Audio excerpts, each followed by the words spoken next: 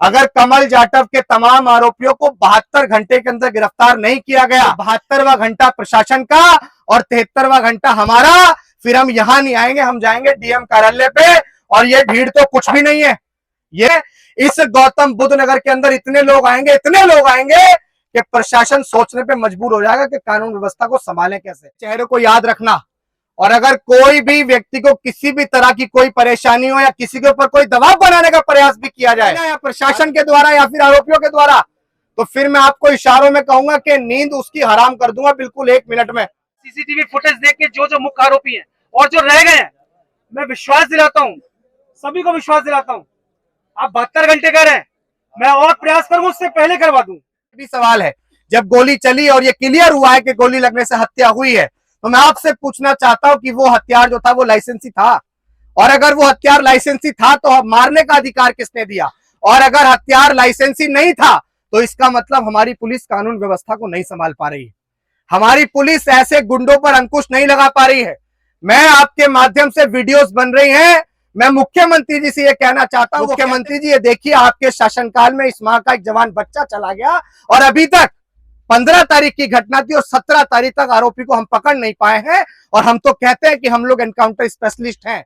और जो पुलिस की लापरवाही हुई है, उस पुलिस की लापरवाही पे भी आप जल्द से जल्द कार्रवाई करवाइए। एसीपी साहब को इस बात को भेज देना, वरना 72 घंटे के बाद मैं आपको बता रहा हूं कि मैं यहां नहीं आऊंगा, मैं ताला लगाऊंगा डीएम कार्यालय पे जाके। और 72 के बाद 73वां घंटा मेरा, 73वें घंटे के बाद हम लोग प्रशासन की रातों की नींद को हराम कर देंगे। मैं आपसे कह रहा हूं इस बात, हम लोग इस संविधान की वजह से दायरे में है, वरना सच तो यही है कि हम डरते किसी के बाप से भी नहीं है।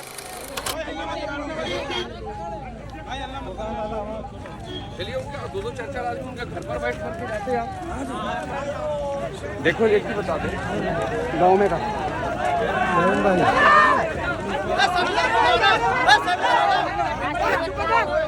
भाई इधर से हम लोग सारी गाड़ी हमने इधर से जहाँ भी जाते हैं हम लोग इधर से। कोई नारेबाजी नहीं करेगा, कोई हल्ला नहीं मचाएगा, रास्ता के लिए छोड़ दो।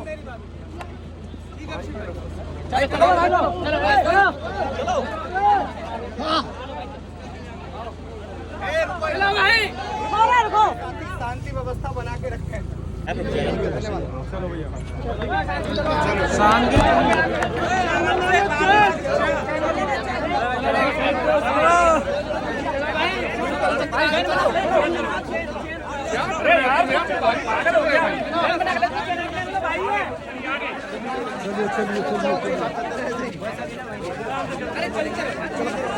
आगे मुड़ कर आगे पीछे मुड़ के ज्यादा नहीं तो थोड़ा किनारे हो, साइड हो जाओ, लग जाएगा, देखा पैर तुम्हारा।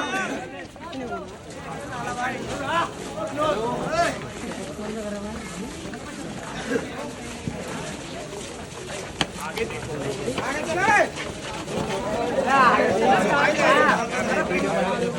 आराम से पीछे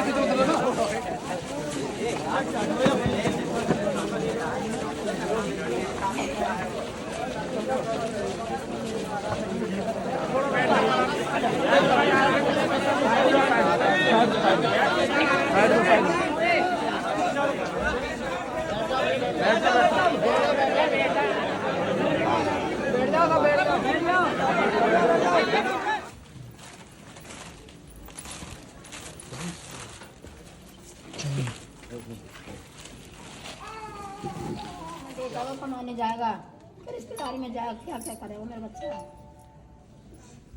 देखो माँ, हम उसे वापस तो लेके आ नहीं सकते, वो चला गया, लेकिन जिसने उसे मारा है ना वो चैन की नींद नहीं सो पाएगा। मैं आपको इतना तो कह सकता हूँ। यही चाहिए, जैसे मेरे लाल का खून करा उसको खून रहना चाहिए साल में। नहीं देखो, खून की बात तो ऐसी है कि जिस संविधान के दायरे में हम चलते हैं माँ, वो हमें इस बात की आज़ादी नहीं देता। अगर संविधान नहीं होता तो ये काम भी कर देते, अगर संविधान नहीं होता देश में तो ये काम भी कर देते। संविधान ऐसा दंड देगा कि वो आदमी ना जब सालों साल अपने बच्चों से नहीं मिल पाता, सालों साल अपने घर नहीं आ पाता, तो वो जिंदा लाश ही होता है। उसको तो पड़ेगी, घर वाले ने, गाँव वाले ने, हाँ, जिसके नहीं। ऊपर वो सब पूछ रहे हैं, वो तो पता तो पड़ेगी ना, क्या बिल्कुल हुआ बिल्कुल, है, मैं क्या आपको गरीब ने क्या करके दिखाया गरीब को बालक। भरपाई तो खैर जीवन में कोई आपकी पूरी नहीं कर सकता जो वो कर सकता था, लेकिन आपसे ये जरूर कह सकते हैं विश्वास के साथ कि आज मैं आया हूँ, आज की रात से वो व्यक्ति चैन की नींद नहीं सोएगा। बस सबसे पहले आप सभी को जय भीम, जय भारत, जय संविधान। मैं बड़ा निवेदन करूंगा कि यहाँ जितने भी प्रशासनिक अधिकारी थे जो अभी हमारे साथ बाहर से यहाँ तक आए थे, मैं निवेदन करूंगा कि आप सब लोग मेरे सामने, मेरे समक्ष आ जाएं, ताकि मैं यहाँ के एसओ साहब कहाँ हैं, राघवेंद्र जी कहाँ हैं, अगर मेरी आवाज आ रही है तो आप लोग सामने आ जाएं, क्योंकि मुझे आपसे भी कुछ सवालात करने। देखिए, सबसे पहले ये घटना बीती 15 तारीख की है। लड़के की मां ने बताया, जो यहाँ बैठी हुई है, उसकी मां ने बताया कि ट्रैक्टर को लेके किसी और से विवाद हुआ था, लेकिन मेरा बच्चा उस लड़ाई में शामिल नहीं था। मेरा बच्चा सुबह खेतों में पानी डालने के लिए जा रहा था और उसको मौके पर देखकर गोली मारी है, और जिसने गोली मारी है उसका नाम था रजत शर्मा, और आई विटनेस है जिस लड़के की डेथ हुई है उसकी मां। सबसे पहले मैं यहाँ पे जो एफआईआर की गई है, एक्ट में आपके सामने बताऊं, ये राघवेंद्र जी, ये शेड्यूल कास्ट का पर्सनल एक्ट है, और ये पर्सनल एक्ट ये कहता है कि अगर जातिगत तौर पे हत्या हुई है तो ये जो 103 एक लगा है, ये सब क्लोज 2 लगना था। इसको मैं आपको पूरा पढ़ के भी बता देता हूं, तो मैं समझता हूं कि आपको और अच्छे से समझ आ जाएगा। When a group of 5 more person acting in concert commit murder on the ground of race, caste of community, sex, place of birth, language, personal belief or any other similar ground, each member of such a ground shall be punished with death of with imprisonment for life and shall also be liable to fine। यानी कि जिन्होंने ये हत्या की है, हमारा SC ST act, personal act ये कहता है कि उन सबको आजीवन कारावास कम से कम सजा होगी। तो मैं आपसे निवेदन करता हूं कि जो आपने 103(1) लगाया हुआ है उसको आप 2 में बदल लें, क्योंकि ये पर्सनल एक्ट कहता है। हाँ, और दूसरी बात ये पर्चा उठाओगे, मेन एक्यूज जो है वो अभी तक गिरफ्तार नहीं हुए हैं। मैं आपसे पूछना चाहता हूं कि आप इसकी मां को देख रहे हो, इधर आओ, थोड़ा सा हिम्मत करके खड़े हो। मैं आप पे कोई ब्लेम नहीं कर रहा हूं, ना मैं आपके ऊपर कोई ये लगा रहा हूं, आरोप लगा रहा हूं, लेकिन मैं तो सिर्फ आपसे छोटे छोटे ये सवाल पूछना चाहता हूं कि एसएचओ साहब, क्या अगर इस गरीब परिवार के अलावा किसी MP MLA विधायक या मुख्यमंत्री के लड़के के साथ ऐसा हो जाता तो क्या 15 तारीख से आज 17 तारीख हो गई, तो क्या अभी तक आरोपी फरार होते? मेरा आपसे सवाल है, क्या अभी तक आरोपी आपकी गिरफ्त में नहीं होते जो मेन एक्यूज्ड हैं?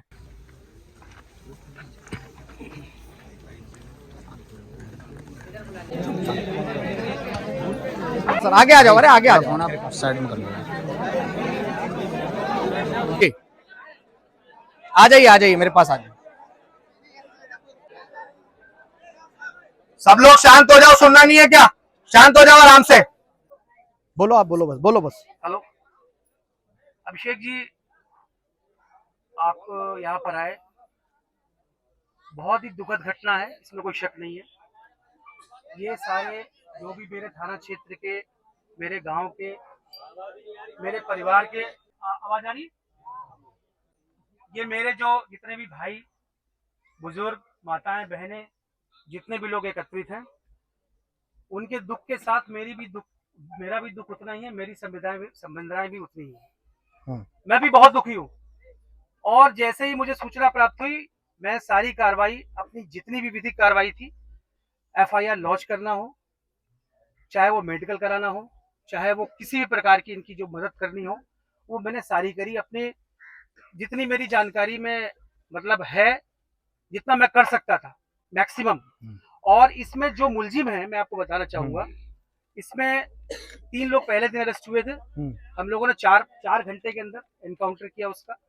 3 मुलजिम फिर कल अरेस्ट हुए, टोटल 6 अरेस्ट। और हमारी 2 टीमें लगी हुई है, दिन रात मेहनत करके हम लोग पूरा प्रयास कर रहे हैं। एक मोहित नाम का जो था उसको भी अरेस्ट किया है, जो सीसीटीवी फुटेज में आ रहा है। ठीक है। तो हमने पूरा प्रयास किया और हमारी टीमें अभी भी लगी हुई हैं और हम पीड़ित परिवार के साथ में हैं। हमने इनके लिए जितनी भी आर्थिक सहायता उसका लिए लेटर भी लिख दिया, इनके लाइसेंस के लिए भी हमने बताया, हमने कहा जितना भी अप्लाई करेंगे। सुरक्षा के लिए 2 गनर लाइन से भी आ गए हैं, एक गार्ड भी लग गई है। हमने मैक्सिमम किया है और करेंगे, और भी हम प्रयास कर रहे हैं, हम पूरी कार्रवाई करेंगे। चलिए। मैंने सिर्फ पहला सवाल इंस्पेक्टर साहब आपसे सिर्फ यही पूछा था कि जो मेन आरोपी है ना, रजत शर्मा, प्रमोद शर्मा, नितिन और शंकी, ये जो आप इस एफआईआर के अंदर भी फर्स्ट आप देखो इसको, ये सबसे ऊपर जो लिखे हुए हैं नाम, मैं सिर्फ इतना आपसे छोटा सा सवाल कर रहा हूं। आप सिर्फ ये देखो कि ये जो माँ है ना, अगर किसी का जवान बच्चा जब चला जाता होगा ना, पला पलाया, और वो भी इस समाज का, जिनको बहुत मुश्किल से उठ खड़े होने का मौका मिला है इंडियन कॉन्स्टिट्यूशन के बाद, अगर उसका जवान बच्चा चला जाता होगा तो मैं समझता हूं इसके कलेजे को पता है बस, और कोई नहीं जान सकता है।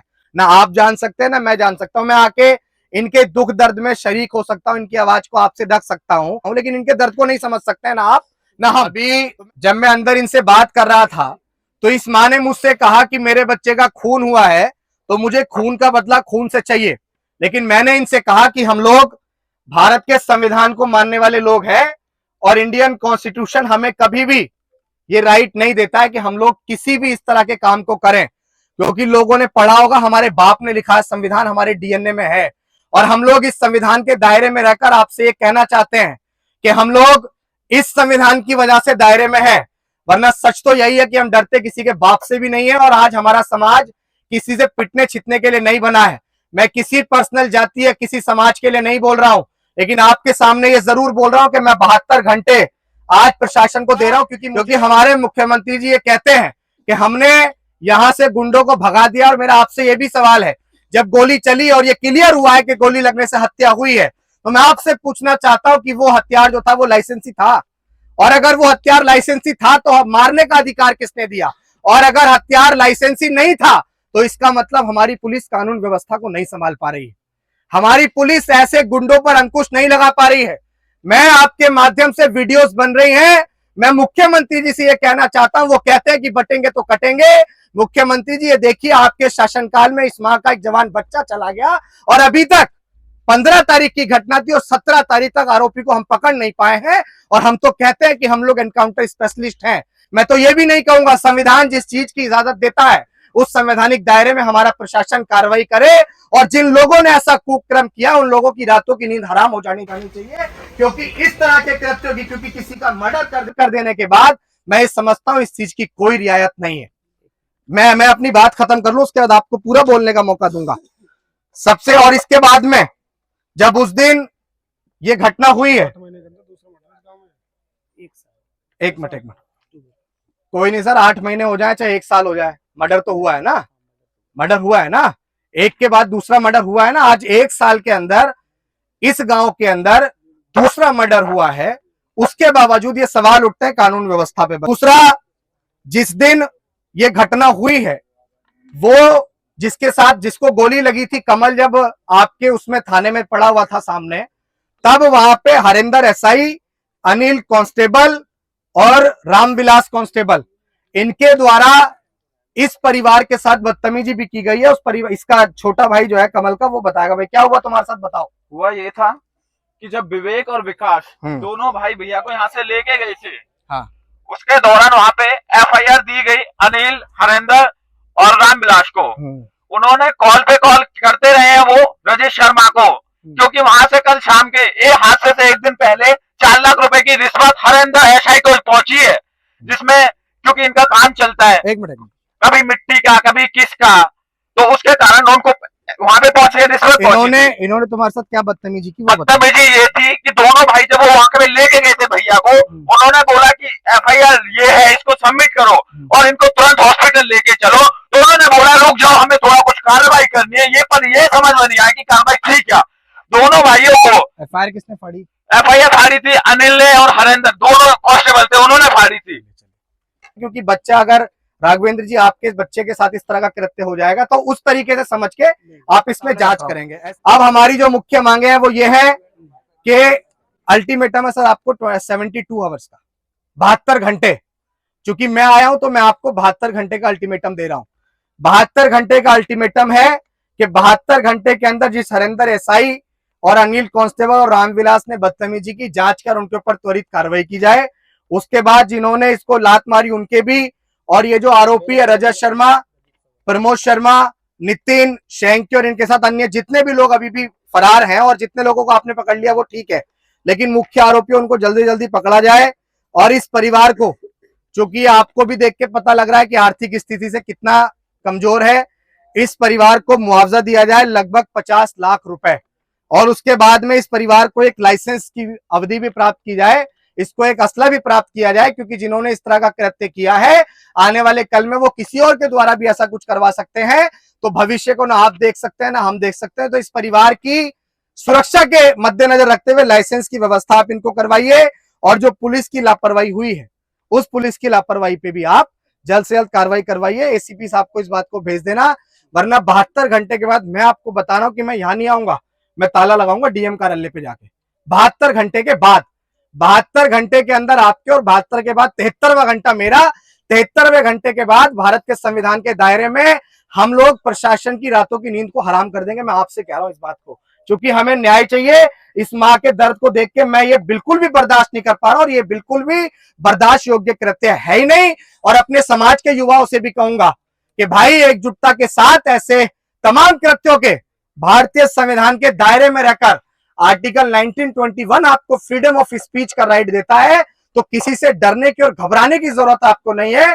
बस संवैधानिक दायरे में अपने काम को करते रहना, बाकी आपका भाई सब कुछ आपके पीछे खड़ा है, देख लेगा। और इस परिवार को आज मैं यहां कह के जा रहा हूं, यहां से पूरे देश के अंदर यह आवाज जा रही है, अगर कमल जाटव के तमाम आरोपियों को 72 घंटे के अंदर गिरफ्तार नहीं किया गया, इन लोगों को मुआवजा और लाइसेंस और सारी चीजों की प्राप्ति नहीं करवाई गई, तो 72वां घंटा प्रशासन का और 73वां घंटा हमारा। फिर हम यहां नहीं आएंगे, हम जाएंगे डीएम कार्यालय पे। और ये भीड़ तो कुछ भी नहीं है, ये भीड़ कुछ भी नहीं है। डॉक्टर बाबा साहेब अम्बेडकर को मानने वाले लोग पूरे देश और पूरे विश्व के अंदर रहते हैं। इस गौतम बुद्ध नगर के अंदर इतने लोग आएंगे, इतने लोग आएंगे कि प्रशासन सोचने पे मजबूर हो जाएगा कि कानून व्यवस्था को संभालें कैसे। 72 घंटे के बाद हमने सीसीटीवी फुटेज देख के जो जो मुख्य आरोपी हैं और जो रह गए हैं, मैं विश्वास दिलाता हूं, सभी को विश्वास दिलाता हूं, आप 72 घंटे कर रहे हैं, मैं और प्रयास करूंगा उससे पहले करवा दूं, जो भी रह गए उससे पहले करवा दूं। और आर्थिक सहायता के लिए लेटर खुद यहाँ हमारी पुलिस कमिश्नर मैम है, यहाँ जितने भी अधिकारी हैं, उन्होंने स्वयं कहा, डीसीपी साहब ने कहा, इनकी जितनी मदद की जाए, इनको लाइसेंस दिलवाने की बात है, लाइसेंस दिलवाया जाए, आर्थिक मदद की बात है, लेटर लिखा जाएगा, डीएम साहब से बात की जाएगी, संबंधित अथॉरिटी से बात की जाएगी। इनके परिवार के लिए, इनके परिवार के लिए हम पूरी तरह से सर्वस्व, पुलिस डिपार्टमेंट, थाना गौतम बुद्ध, थाना रघुपुरा पुलिस हो या गौतम बुद्ध नगर की पुलिस हो, इनके परिवार के साथ में खड़ी हुई है और हमेशा खड़े रहेंगे। पुलिस लाइन से गार्ड मिली है, सुरक्षा के लिए गनर मिले हुए हैं। अब और इनको नौकरी के लिए भी आश्वासन दिया गया, कल मैंने इनका एफिडेविट वो लिया रिज्यूम, मैं पूरी मदद कर रहा हूं और हमेशा करूंगा। चलिए देखिए, अब हमारी ये भी जिम्मेदारी बन जाती है कि जब इतना बड़ा कृत्य हुआ है, उस लड़के को वापस तो हम लेके नहीं आ सकते हैं, लेकिन यहाँ के जितने भी गांव वासी और सब लोग बैठे हैं, अपने इस भाई के चेहरे को याद रखना।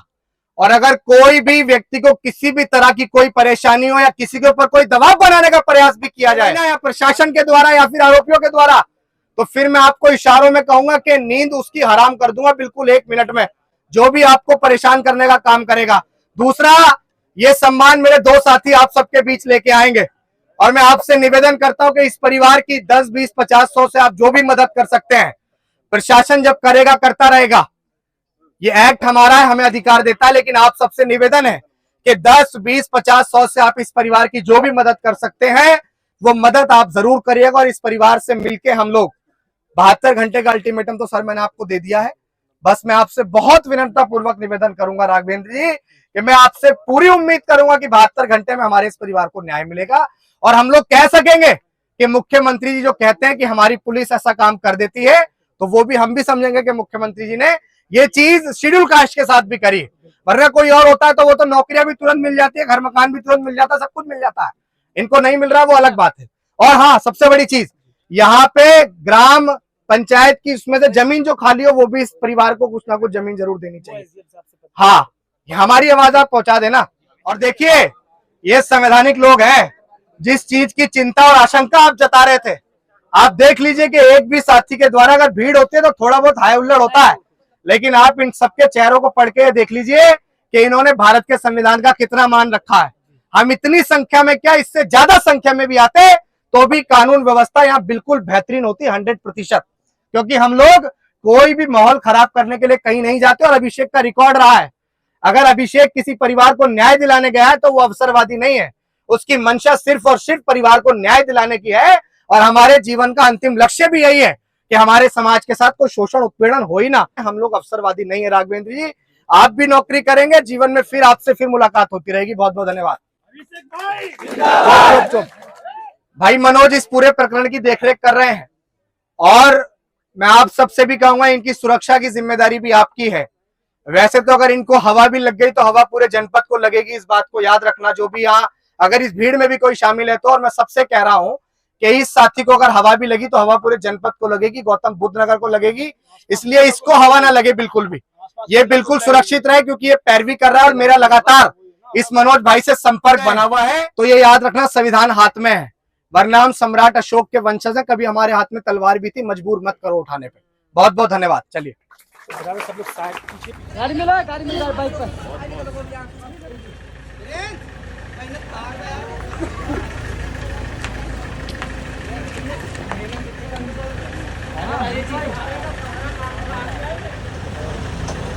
अच्छा,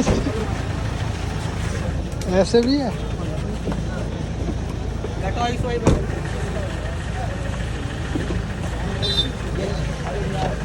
और राजेश भाई साहब,